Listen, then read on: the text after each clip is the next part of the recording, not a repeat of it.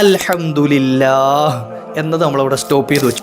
റബ്ബിൽ ആലമീൻ എന്നിടത്തും പല ആളുകൾക്കും തെറ്റു വരാറുണ്ട്. ഈ റബ്ബ് എന്നുള്ള പദത്തിൽ റാ കഴിഞ്ഞ് 2 ബായുണ്ട് യഥാർത്ഥത്തിൽ, ബിബ് എന്നാണ് യഥാർത്ഥത്തിൽ. അപ്പം ഞാൻ ശ്രദ്ധ കൊടുത്തപ്പോൾ എന്താക്കി, റബ്ബ് എന്ന ഒറ്റ വാക്ക് ആ റാ അല്ല, മറിച്ച് അറബി ഭാഷയാകുമ്പോൾ ഒരു അല്പം ഘനം ഉള്ള അക്ഷരമാണ് റാ എന്നുള്ളത്. റാ ഒരല്പം ഒരു മുഴക്കം.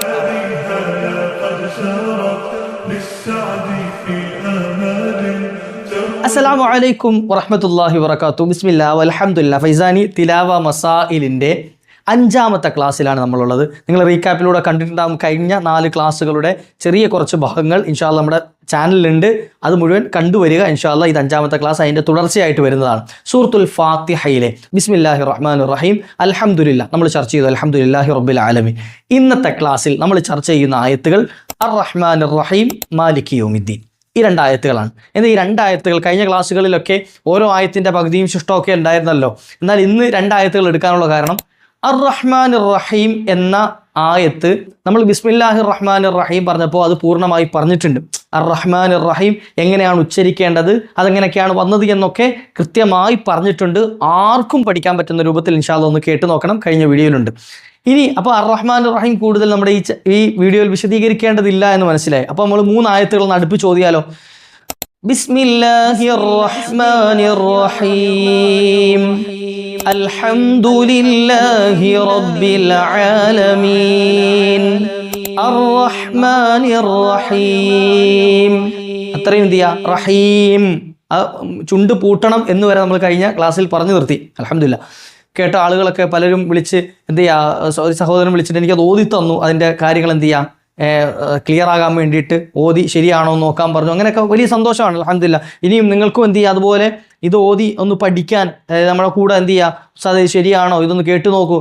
എൻ്റെ ഈ വാട്സപ്പ് നമ്പറിൽ നിങ്ങൾ കോൺടാക്ട് ചെയ്യുകയും നിങ്ങളുടെ ഓതൽ എനിക്ക് അയച്ചു തരികയൊക്കെ ചെയ്താൽ പറ്റുന്നത് പോലെ എന്ത് ചെയ്യുക, സമയം അനുസരിച്ച് നിങ്ങൾക്ക് അതിനെ പറ്റുന്ന തെറ്റുകളൊക്കെ നമുക്ക് തിരുത്തി തന്ന് നമുക്ക് ഖുർആൻ പൂർണ്ണമായി ഓതാൻ പറ്റുന്ന രൂപത്തിൽ, നല്ല രൂപത്തിൽ ഓതാൻ പറ്റുന്ന രൂപത്തിൽ ഇൻഷാ അല്ലാഹ് പഠിക്കാം. അള്ളാഹു സ്വീകരിക്കട്ടെ.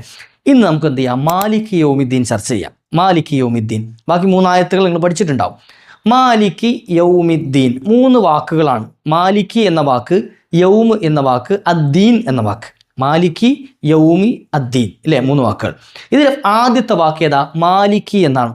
പലപ്പോഴും ഈ മാലിക്കി എന്നതിൽ കുറച്ച് തെറ്റ് വരുന്നത്, ചില ആളുകൾ മാലിക്കി ഓതുന്നത് എങ്ങനെയാ, മാലിക്കി യൗമിദ്ദീൻ എന്നത്, മാലിക്കി യൗമിദ്ദീൻ. അത്ര നീട്ടണോ? വേണ്ട. മാലിക്കി എന്ന് അത്രയും നീട്ടണ്ട. അവിടെ 2 ഹർക്കത്ത് നീട്ടിയാൽ മതി, ഒരു അലിഫ്. അതായത് മാലിക്കി, മാലിക്കി അത്രേ ആവശ്യമുള്ളൂ. മാലിക്കി. ചിലർ എന്താണ് സ്പീഡിൽ ഓതി വരുമ്പോൾ മാലിക്കി എന്നുള്ള നീട്ട് തന്നെ പോയിട്ട് മലിക്കി ആയി പോയലുണ്ട്. മലിക്കി എന്നുള്ളൊരു ഓതലുണ്ട്. നമ്മളിപ്പോൾ ഖിറാത്തുകൾ പഠിക്കുമ്പോൾ ഖിറാത്ത് പഠിക്കുക, 7 ഖിറാത്തുകൾ, 7 ശൈലിയിലുള്ള ഖിറാത്തുകൾ പഠിക്കാറുണ്ട്. എന്നാൽ ആ കൂട്ടത്തിൽപ്പെട്ട ഒരു ഖിറാത്ത് മലിക്കി എന്നുള്ള ഓതുണ്ട്. പക്ഷെ അത് പഠിക്കാൻ നമ്മൾ ഓതാൻ പറ്റൂല. നമ്മൾ ആ ഖിറാത്ത് മുഴുവനായി പഠിച്ച് ഖുർആൻ മുഴുവൻ എന്ത് ചെയ്യുക, ആ ഖിറാത്തിൽ ഓതിക്കഴിഞ്ഞാൽ തെറ്റൊന്നുമല്ല.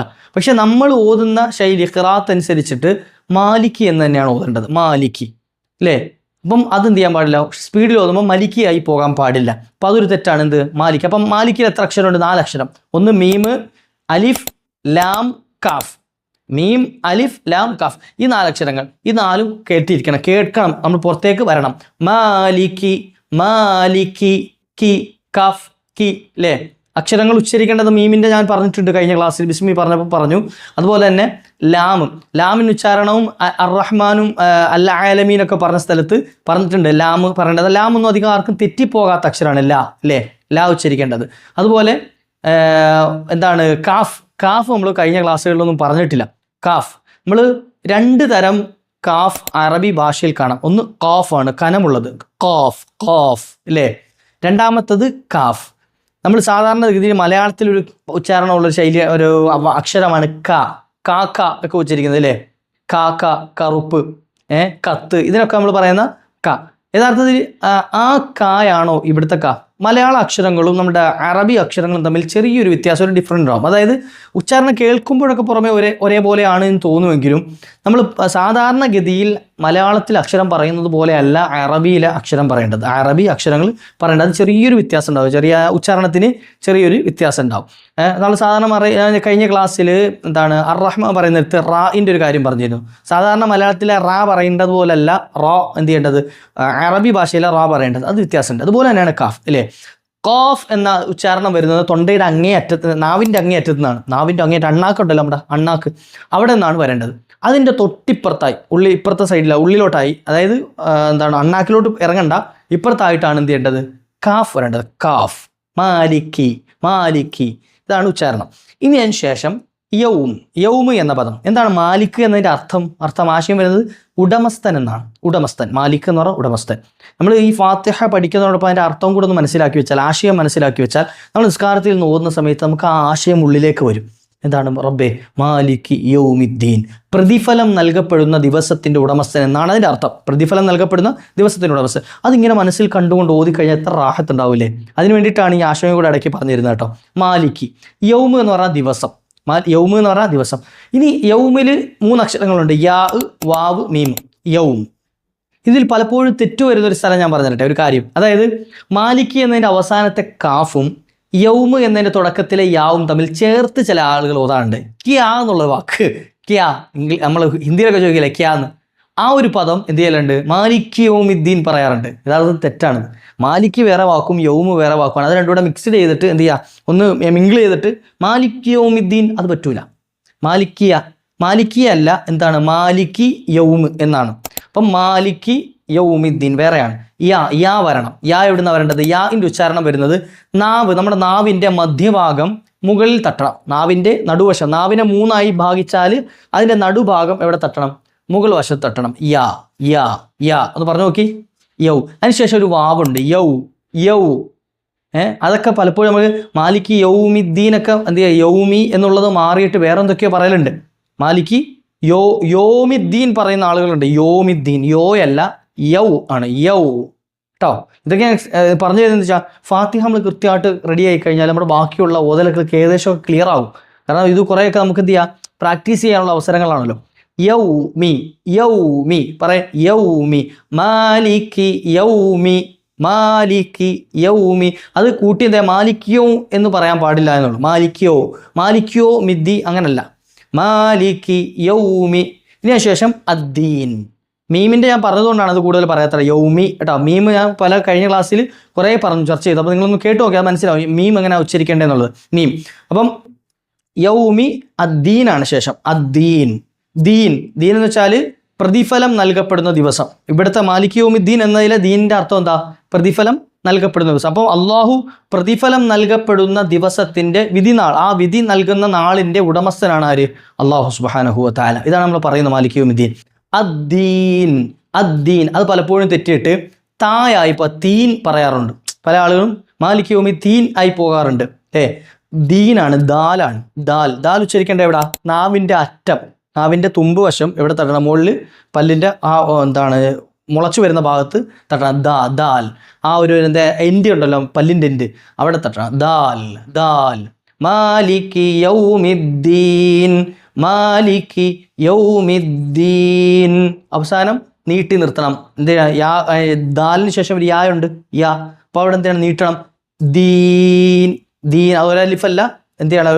ഒരു ഹർക്കത്തല്ല, കുറച്ച് നീട്ടണം. ദീൻ. അവസാനം നൂനുണ്ട്, കേൾക്കണം. മാലിക്കി യൗമിദ്ദീൻ.